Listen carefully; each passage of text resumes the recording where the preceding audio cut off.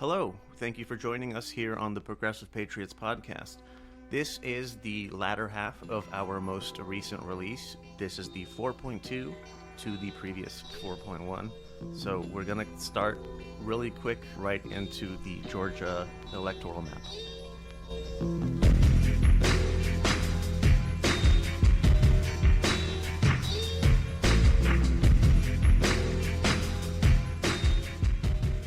Electoral map in Georgia.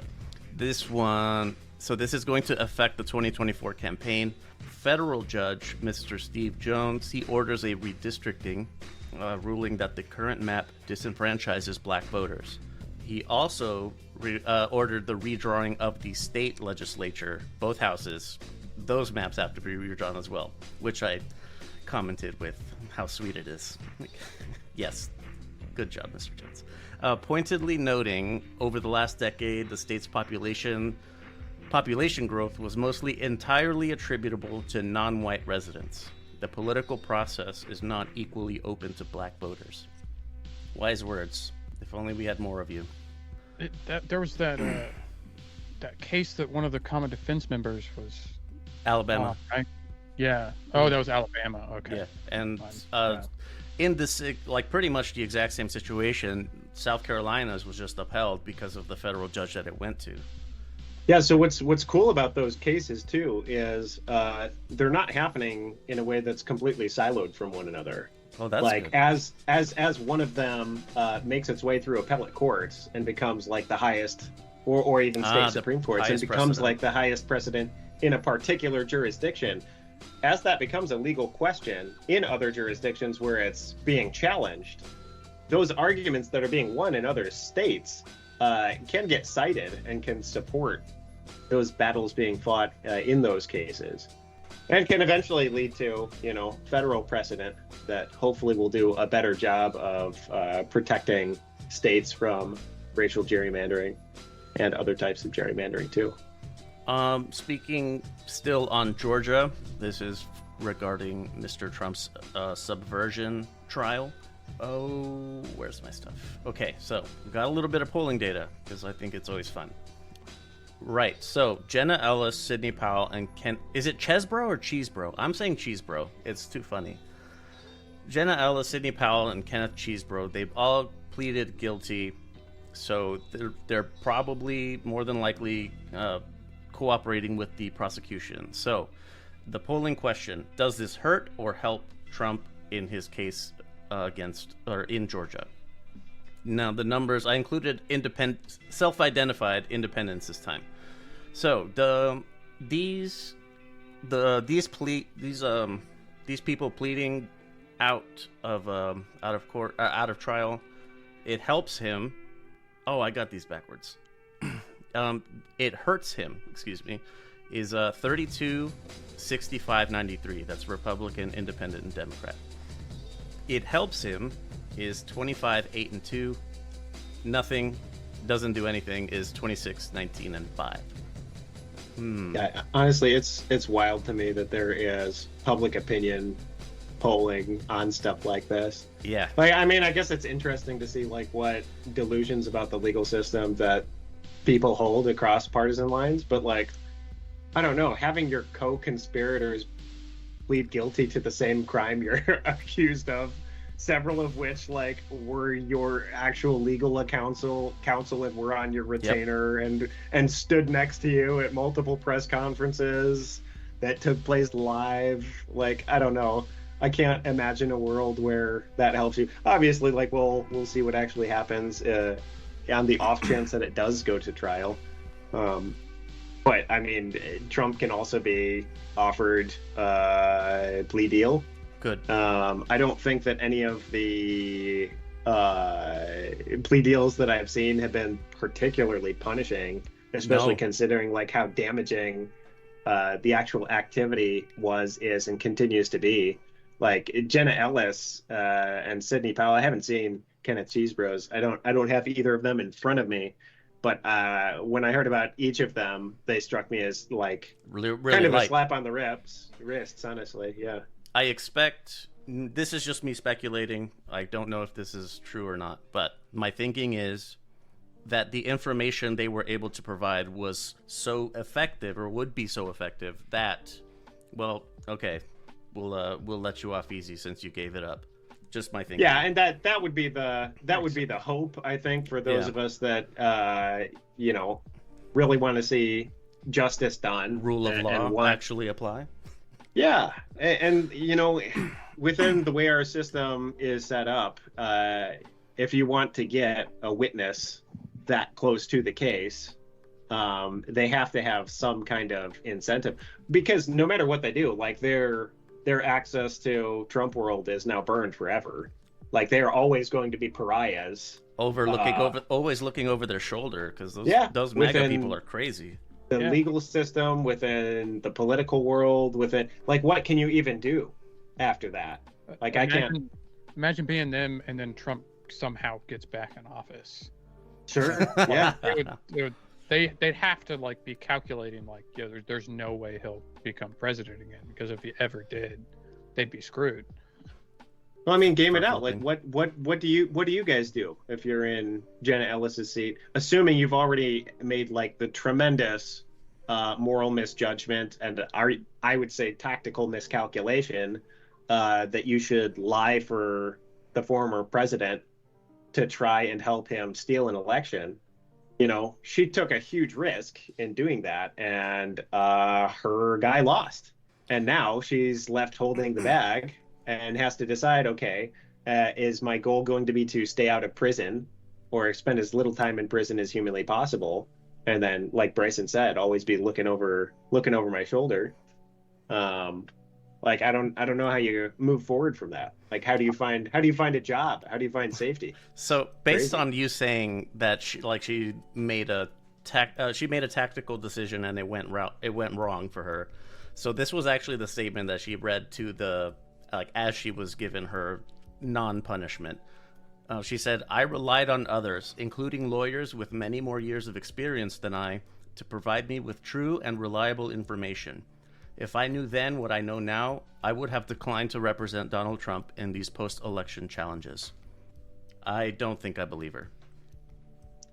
I feel like I feel like you can't. It's all just like, I just trusted him. The speculation is that I just took their word. The speculation is that she took Rudy Giuliani at his word, that he's the lawyer being referenced with the many more years of experience. But and I mean that tracks. But the thing about being in like a credentialed profession, if you go through all of the work of getting your way through law school, and then you study enough to sit for the bar and pass it, and you take you get through all of the ethics exams and all that shit, like, you cannot sit there in good conscience and say, "Oops, I didn't know. Yeah, oopsie poopsie. I forgot. I didn't double check. I forgot when I went through these years and years of rigorous, expensive education that heavily emphasizes the importance of like my professional conduct and like the value of truth and justice and all of these things that get battled over in court." Like, I don't really have any sympathy for somebody who, in my view, very cynically and opportunistically compromises that integrity because they think that they'll win the day politically. I don't have a lot. On the one hand, I appreciate that instead of just doubling down like Mike Flynn style, or Mike Lindell style for that matter, on this delusion and just accepting that from here on out, I think those people have accepted from here on out, like, my world is only going to consist of people who have like basically alienated themselves from their families and from society and from just like the normal world to indulge in these conspiracy theories and just live in that weird little cult. Like, I'm glad for her that she at least is well advised enough or had enough backbone to pull herself out of that. But yeah, my compassion for her on a human level doesn't go that much further. Yeah, that I voted in the poll for that one, and I specifically selected no. I don't believe her. She knew what she was doing, and she could have, should have, probably did check, and might be saying she didn't. Either way, I don't believe her. Anyway, I don't believe that she has any integrity left, like you mentioned. This next thing is police reform. Unfortunately, it was last month. A young man was shot by the police. His name was Eddie Irizarry, and before the appeal, the first judge that heard the case dismissed all the charges on the police officer that killed him, and the appeal came through on the 25th, and the appellate judge reinstated murder charges for the officer in question. But there's a lot more to this, and I want to Eddie deserves his time. I'm not gonna just breeze through his situation. Yeah, agreed. Fuck. Now I feel the same way about the shooting in Maine. That was that today? Last night? So I mean, really, it's been ongoing for a couple days now. The last that I heard, they had not yet apprehended the suspect. Is that still accurate? Yeah, that's the last that I had seen too. Is that they released all the state ended their shelter in place, sort of like stay at home or stay indoors rules. But they do know quite a bit more about the suspect now, though. I don't know if you wanted to discuss that some. I don't want to use his name because he's a piece of shit and doesn't deserve his name spoken anymore. I just know that he was in the Army Reserves, and his command came out with, in the entire time he's been in the Army, he has never been to combat. He's never been on a combat deployment or anything. So I think they're trying to get the military guy with PTSD snaps and goes crazy. They're trying to get that out of the way quickly, which is great. Smart. So, 18 dead. That was the count I saw last. 18 dead, 13 wounded. If I'm not mistaken, 3 of them died later of their wounds. So President Biden called for Congress to ban high-capacity magazines, as well as I think he also called for assault rifles or assault weapons, I guess, for a ban on that. Also, I believe there's a Republican congressman that represents this part of his district where the shootings took place, and some of his constituents are dead, and he said, I think he said publicly that he has had like a moral shift and wants to do the assault rifle ban, or that he would support one.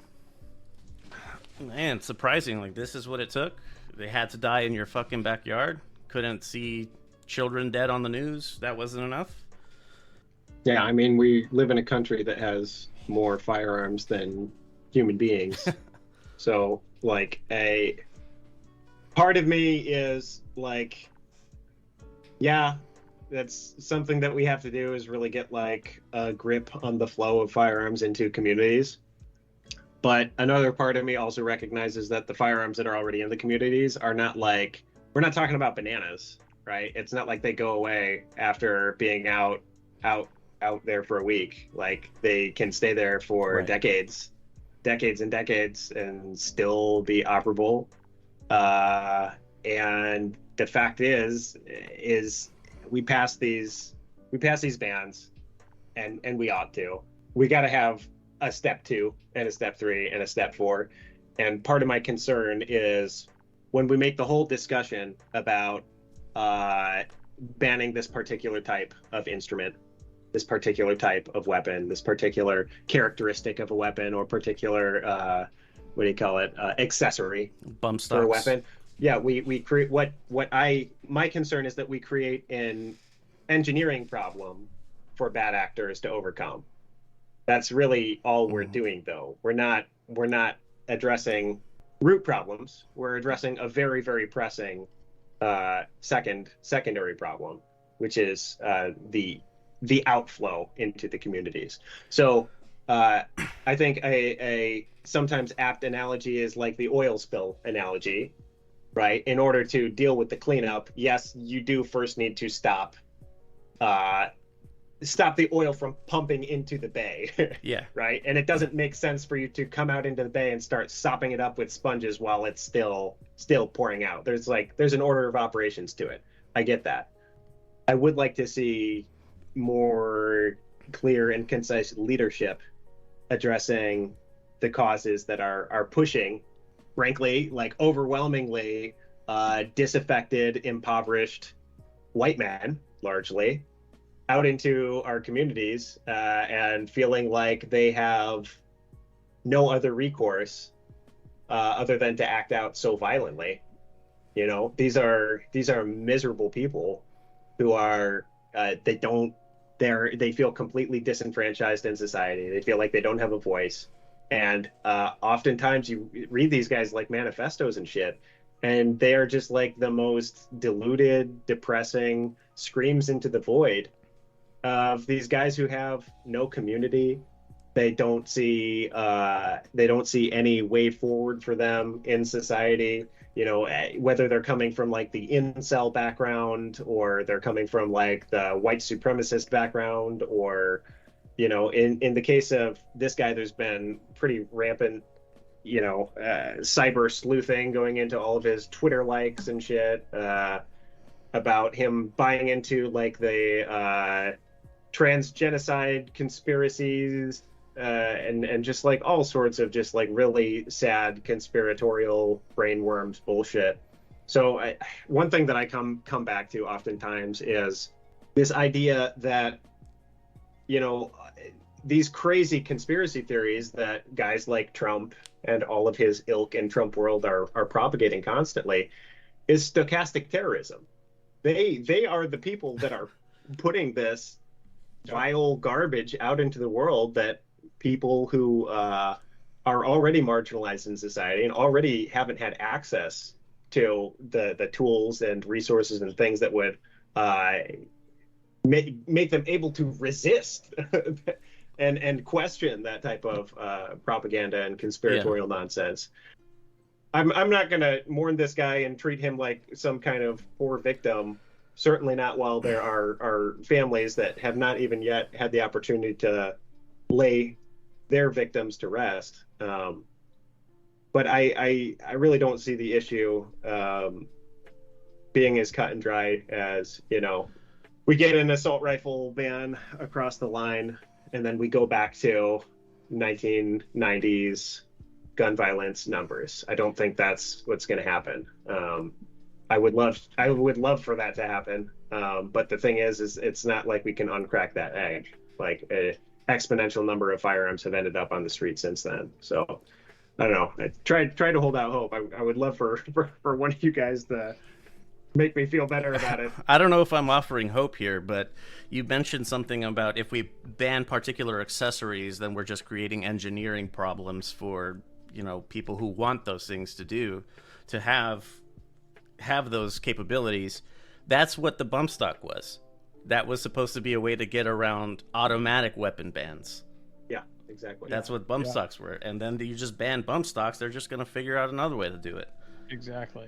It's tough for me because I love guns. You know? I do too. I grew up with guns. I literally, first thing my dad did, I was like, I would have been early elementary school. He took me out, taught me gun safety, and then that was it. You know, like as long as I was able to safely handle guns, respect the shoot. thing that you're handling. Yeah, it's a tool. It is that it's a dangerous just like you would tool. put on safety gear and be careful with a skill saw. It's the same thing. But at the same time, like people were going out and using reciprocating saws to murder hundreds of people. I'd be like, you know what? Maybe I don't really need a reciprocating saw. Saw. Oh my god, absolutely. But for me, like, if all of these individuals, and I know this doesn't work for everyone, but if all of them had access to mental health care. That's actually something to bring up about him, is that he had been, in the summer, he was committed to a psychiatric hospital for 2 weeks before he was released. And he had been saying to people around him that he was hearing voices. I'm not sure, you know, what the case is there. And it's easier to get your hands on an AR-15 in this country, and sadly fucking cheaper. than it is to get like continuity of care. And even in these institutions like the VA, where any of us three, regardless of disability rating, regardless of discharge status, anything, can at least go to the VA and request an appointment. It can, and in most states will be months before you actually get seen. And then from there, you know, you are only going to get out of it what you still have, like the wherewithal and support structure to actually access. That's what. So maybe you'll get an appointment on the books, but that doesn't mean that you're going to also have a roof over your head, and also have 3 square meals a day, and also have transportation, and also have internet access, and also have your cell phone bill paid, and all of these other shit that make people's lives very difficult and miserable. That's what I'm saying, is like a lot of this stuff becomes externalities of poverty that is being enforced by fucking white supremacist patriarchal capitalism. Like, so you can ban the weapon, but you're already in a really sick system that's producing a lot of sick people. So something that I hear a lot is the tool argument. It's a tool. It's just a tool. You don't, like a carpenter, you don't blame the hammer. You blame the carpenter or whatever. So my thinking to that is always like something that people say is like, well, are we going to ban cars? Because you could just drive a car into a crowd. Like, well, here's the thing. It's like you have to like demonstrate some competency to be licensed to operate one. You have to have insurance in case that you fuck things up. Someone is going to be on the hook to pay for it. Someone's going to be able to pay for it. And same thing with like carpentry tools, like a hammer, or even like different types of woodworking saws. They're not made to kill people with. They can very easily be used for that purpose, but that's not what they're for. Firearms, on the other hand, they are explicitly made to kill or maim things as grievously as possible. That's, to me, where the fundamental difference is. It is a tool. I love guns. I didn't grow up with them, actually. The first time I ever held a gun was when I went to boot camp. I had never held one before. But from that point, like I started learning how to use it, I'm like, wow, this is pretty fun. I like this as like a skill, as a competitive skill. Just competitive shooting is really fun for me. But nonetheless, even the one gun that I do own is always like triple locked for whatever. I don't know what. I don't even have kids or anything that even visit me, let alone kids of my own. I don't know, that the tool argument is always difficult for me to get my head around, just because of the intent. I wasn't trying to make I'm not like the argument. I'm not saying that to you. It's just that's an argument that I've had a lot with other people who say, "Oh, it's just a tool. You wouldn't ban cars." Like, well, that's not what cars are for. They're not meant to be driven into a crowd. But if everyone was driving, you know, their giant 350 F350s through super jet protest, right? You know, we might be like, hey, maybe we shouldn't be giving people. Maybe we shouldn't be jacking these trucks up anymore. And so the same response that I have given to people who try to make they try to equate it to a car is, okay, then let's treat it like it's a car. Then it's just a tool, right? Okay, then you have to demonstrate competency at least once every couple of years. You have to have insurance so that if you're an asshole, things will be taken care of because you're an asshole. And like, you have to continue demonstrating competency with it. You have to take care of it. So, okay, let's have some licensure. Is that what we're talking about? We want to make them like cars, right? USAA, if you're listening, I would love to purchase gun insurance from you someday. It would be an honor. I know you're going to be. It's going to be great. Which brings us to our sponsorships. Yeah. No, I mean, I maybe we're all preaching to the choir here, but I could not agree more. I mean, I think back often to, you know, the level of intimacy that I had to have with my M16. This is my in basic rifle. training before I could even you know, put so much as a blank round into it. Yep. I would not say that I love guns. I didn't grow up with a ton of access or exposure to them. I got good at them being on active duty for Right. 8 years, being an NCO, being a marksmanship instructor, being a range safety, being all these things that you have to do, all these hats that you have to wear, just being a good NCO. After years of practicing, eventually I was pretty consistently getting my expert badge on range day. I had fun getting my hands on 50 cals and Mark 19s, 249s, 240s, lots of big machines that a lot of gun nuts like absolutely salivate over. They fucking cream themselves over it. Yeah, but have very, very little practical knowledge of or respect for what those things do. Mm-hmm. I don't think that they, I think that they get so much of this kind of like military propaganda through all of these fun and enjoyable sources, whether it's film or video games or what have you, to get this idea that these weapons are just these cool noisy things that make big explosions that you can throw around and keep 3 of them in your backpack while you're picking up grenades and doing all sorts of cool shit. Like, the reality is these are extremely destructive devices. Yep. And when auto manufacturers, for example, make their entire business, or even going back further than that, when railroads really became kind of like huge drivers of commerce in the United States, it completely reshaped civil liability in American jurisprudence, because it changed the game. It changed the risks that were associated with being engaging in commerce in our country. It made it riskier for people to travel all over the place, and so they had to make some hard and fast decisions and really figure out, all right, well, to what extent are we as reasonable people just accepting some risk being in society, and to what extent do the beneficiaries of these consumer products bear some of the responsibility for that, because they get the profit. They get every dime of your firearm purchase, outside of whatever goes to the retailer and the logistics to get it to that point.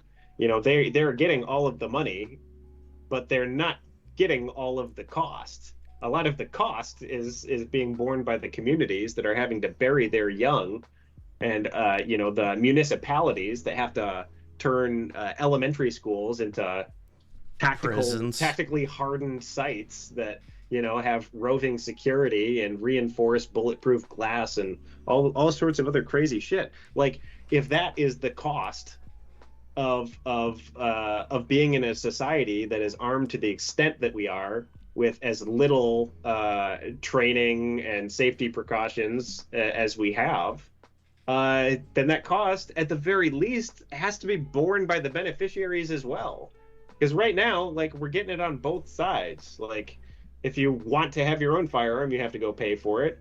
If you think that you're actually going to be appreciably safer from gun violence by having a gun of your own, which, by the way, gun statistics do not play out. You are not any safer for having a firearm. You're actually you're less safe for being a gun owner from gun violence. Mm-hmm. And you are most likely to die from a self-inflicted wound, whether through suicide or through accidental discharge. So, and that's not my opinion on it either. I don't wish that it were that way, but the FBI and every law enforcement and health agency DOD in the stats country every year is DOD stats. These are not suicides. Parties. Yeah, these are not parties that have any vested interest in presenting these grim statistics. They don't want it to be that way either. But at some point, we have to grapple with that reality that the model that is being sold to us to keep us safe and independent by being an armed society is not actually playing out that way. And the rest of the world is leaving us behind in that regard. I don't think that I feel any freer or safer for it either. Here's how I think we solve the problem, right? Screw NFTs, screw cryptocurrency. We'll just make guns the official currency of America. At that point, since it's the only currency, right? Not even the dollar. Rich people will just start hoarding all the guns. All of the guns will just get put in bunkers. No, eggs are already expensive enough. I don't want to have to bring a Glock to the grocery store just to fucking barter. Jesus Christ. No, yeah, but the rich people, they take all of them, and then we don't got to worry about it because all the poor people don't have guns anymore. So, no more things on this. We have to get moving because we're running long. But it's a good thing. It's a good thing. I'm very much enjoying it. Derek, you said we need to grapple with reality. Speaking of someone needing to grapple with reality, Clarence Thomas. He was discovered to have received $267,000 in 1999 from a billionaire named Anthony Welters. This was to buy a luxury motor coach, which I'm assuming is one of those giant buses that you can live in. The brand is Marathon, for whatever that means. The debt was forgiven by Mr. Welters, but Clarence Thomas's attorney says the loan was never forgiven. Any suggestion to the contrary is false. The Thomases made all payments to Mr. Welters on a regular basis until the terms of the agreement were satisfied in full. That's Elliot Burke. Where's the receipts? I want to see them. The thing is that when asked, was the principal paid in full? He refused to answer.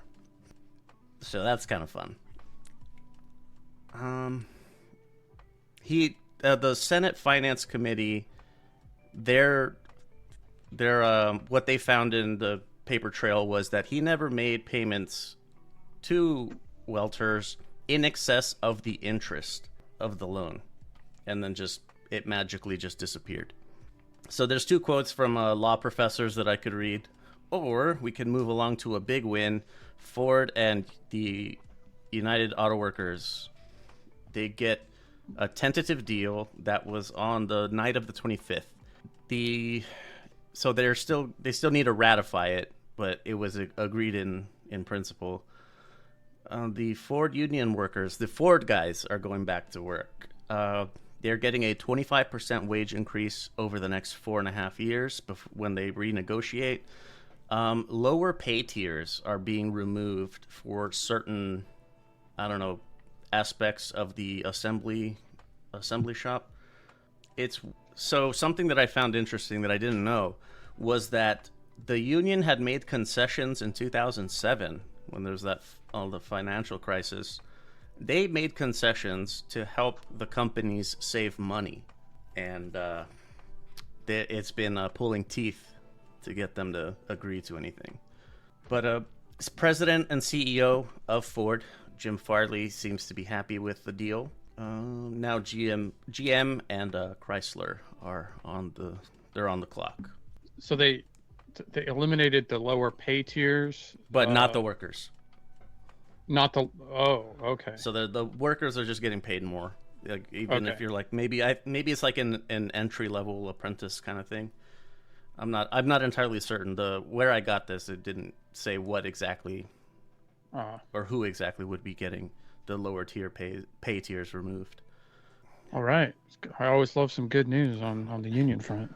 Yeah. Yeah, glad to hear that. Oh goodness, the presidential address regarding Israel, Palestine, that whole thing, Eddie up above or earlier, this needs time and attention. So I'm going to take us out on one piece of positive news that I was able to find as it relates to the U.S. anyway. That's in recent memory. The fires in Maui that destroyed Lahaina. So there's a guy there. His name is William Fincher. He lost his home and he owned 2 restaurants in the city or in the town. He was good friends with a general contractor named Juan Ricci. So here's what happened. Juan Ricci paid for Fincher's house to be rebuilt out of pocket. What was it? They were building like tiny homes, kind of like a temporary thing to hold them over until they could get more. So there's another guy that jumps in Javier Barberi.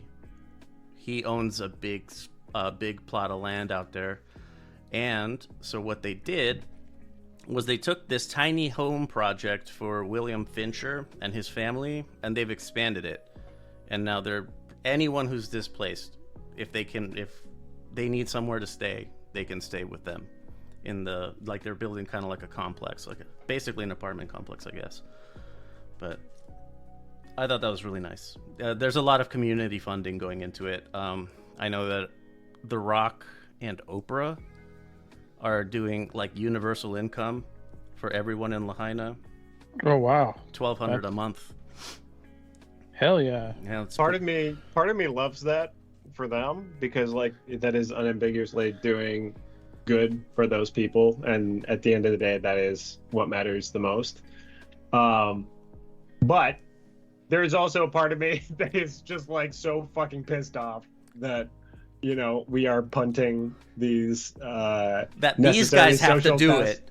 Yeah. Like this isn't. It's like the classic like heartwarming story. Fucking 8-year-old child takes on part-time job to pay fellow classmates lunch debt, so that their parents can be released from debtor's prison, and it's like, oh. There's a so subreddit sweet. for this. It's called Orphan Crushing Machine.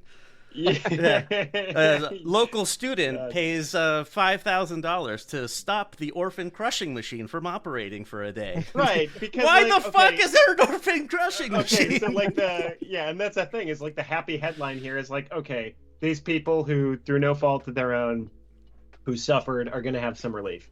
Mm-hmm. The other side of it, or like another way to frame the same story, and like God help me for like ending on this note, but is like, okay, in a world where millions of people are fucking suffering similarly, a billionaire decides that some lucky people don't because I don't know, because it's in their backyard, right? Well, The Rock rich is Samoan. people don't want to have to look at, you know, the people being fucking miserable. And I know that that's like cynical and The Rock not is Samoan fair, and sure. Hawaiians, like Native Hawaiians, are Polynesian as well. So yeah, it's a little bit of a brotherhood kind of thing for him. Yeah. For Oprah, it's probably a tax write-off. So, I mean, it's definitely a tax write-off. It's Hopra. It's Hopra. Everyone believe. Go on. Sorry, to me, it just feels like it's feeding into the myth of capitalist philanthropy. Yeah. 100%. Like, oh, yeah, look at how, see, they made all that money and now they're giving back to the community. And it goes, and exactly what you said, like, there's still all these other people that are Who's just that FTX guy? Sam something Fried? Oh, Bankman Fried? Yeah, he was actually that. He said he was saying like that was his model. Like he called it like a aggressive philanthropy or something, or like affirmative philanthropy, where he's going like, I'm going to screw all these people out of their money, but I'm going to use it to stop the orphan crushing machine for a day. Yeah. Right. Yeah. Right. And of course, like, you know, by like 2 offshore bank accounts removed, he's probably also making money on the orphan crushing machine. You know, like it's all just like one big fucking he has capitalist death cult circle jerk. His portfolio has a lot of hydraulic press companies, completely unrelated to the orphan crushing we shit. we just produce components. They For happen the to only be used by Orphan Crushing Machines Limited, Incorporated, a non-governmental subsidiary of the Cayman Islands. Yeah, that's right. They have a mailbox in the one address. Yeah. Now, let's get ourselves out of here. I gotta keep putting positive news at the end, because as shitty as this whole thing was, I don't feel that shitty coming out of it. Isn't that wonderful? Somebody gave me like a little wipey to clean my mouth off. Thank you. All right, so network stuff. I have a couple of other shows that run on the Lux Media Network. Ultimate Fucking Casual. When you search it, Ultimate Effin'. That's where we talk MMA. Hardshell Tacos, which I'm actually about to record in a few minutes. That's me and my cousin. She and I were, we grew up in very traditionally strict Hispanic households. So, being the oddities of those families made us interesting people now, and we say interesting things there. So that's kind of fun. B-sides, boxing, that's B-sides boxing, right? Tyson Fury versus Francis Ngannou is tomorrow. Well, so we talk about that at length. And we also do Progressive Patriots, where we, with the worldwide edition, as I refer to it. So that's kind of fun. That we obviously delve into other situations going on in different parts of the world. The idea, I don't know if we'll get to it. I don't know if it's the best idea, because I don't know if I could do it justice, but to really speak on the situation in Palestine and Israel, like where do we start the timeline? How do I make this so that I'm not seeming like I'm favoring one group or the other? Because I don't want to seem that way. Yeah, I think really the value added for us is really our perspective as progressive veterans, right? That's pretty much it. I think the way you approach that is you really start by grounding it in those experiences and what we have learned about the value of humanity, and that really the delusion of us versus them, of the idea of that there is enemy and there's good guys and there's bad guys, and all of that propaganda bullshit is ultimately there to keep us at one another's throats. Like that is what the military industrial complex is propped up to do, and it's what imperialist capitalism derives most of its most profitable endeavors from. Because look, and I don't want to like go on a whole another fucking tirade, but it's really I think our lived experience talking about breaking out of that mindset where we can all get sucked up into this post 9/11 type fervor, where a big bad scary thing happens, a real big bad scary thing happens, and we just get sucked into this need to react and react with violence. Yeah, and to lean into revenge and to lean into, the worst impulses of humanity. And having a longer sighted perspective on that, really learning from the lessons of 9/11, that Afghanistan. A lot of people were, a lot of our people who are, as valuable and deserving of safety and health and dignified lives as anybody else, were needlessly slaughtered on a day in a place where a lot of people felt like they were safe. And that was a tragedy, and thousands of people died. It did not justify the subsequent decades of slaughter, hundreds of racism, hundreds of thousands, arguably millions of lives cut short or prevented from even ever coming to fruition. Entire generations, bloodlines, families were cut short decades ago. Weddings, hospitals, orphanages that were bombed in 2002. Yeah. Yeah, it was even a joke. Entire generation down the line at this point of valuable human lives that could be doctors, lawyers, laborers, artists, you name it. Like there's no quantifying the exponential loss of humanity that comes from an ethnic cleansing campaign. And the fact is that it makes a small amount of people a whole lot of fucking money to make us to convince us that we don't have to worry about that, to convince us that the answer is just react from a place of fear and abandon your values and abandon your humanity and abandon the humanity of other people in pursuit of that fear. And I think we have a strong voice to reject that. Yes. Well put. Yeah. So that's kind of what I want to get to on the worldwide when we address Palestine, Gaza, West Bank, Israel. That's going to get its own thing. Like it's way too big to be just another bullet point. Totally. idea. So my favorite phrase: do the internet stuff. That includes like interacting with social media posts. However you'd like to do it. If you do it, it really helps. Rating and reviewing. On some platforms, you can rate and review individual episodes. In others, you can't. Either way, rating and reviewing really helps. Socials. Contact options, I'll do that first. For Progressive Patriots, if you go to progressivepatriots.us, that will bring you to the Lux Media page where the Progressive Patriots is housed. And there is 2 contact options. You could click the email or you could click the phone number. The phone number you can call, leave a voicemail if you want, or you can text if you want. It's anonymous, it's unattended. I don't even answer my own phone, so there you go. Socials. Lux Media is LVX Media Net on everything. If you can't find me, I'm not on it. 2 other groups that I wanted to highlight. This isn't me endorsing them. This is not them endorsing us. Common Defense is at Common Defense on Twitter. On Instagram, it's common_defense. Another group that's local to me is Vets Forward.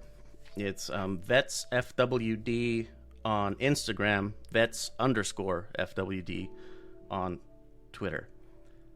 Now, we've gone pretty, like we went in today, to say the least. So, do you have anything left? Parting words? Anything to plug? Anything you want to mention? Any catchy phrases you want to throw out? I'll thank everyone for listening. I appreciate the 2 of you that are. Yeah. And please and find you are so welcome. Please find a good book to sit down and read, and I'll see you next time. I've been wanting to do a book club podcast too. Now that I think about it.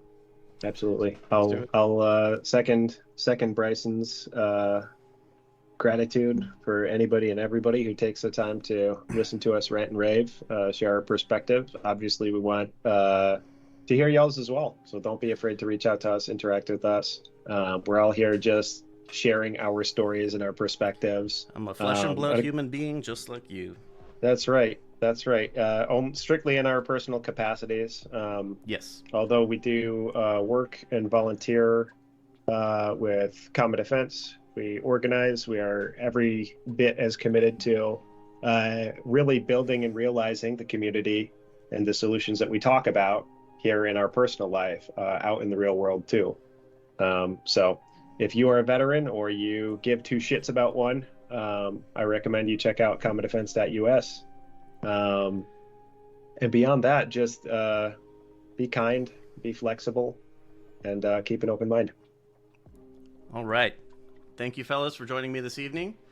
That's going to do it for this edition of the Progressive Patriots.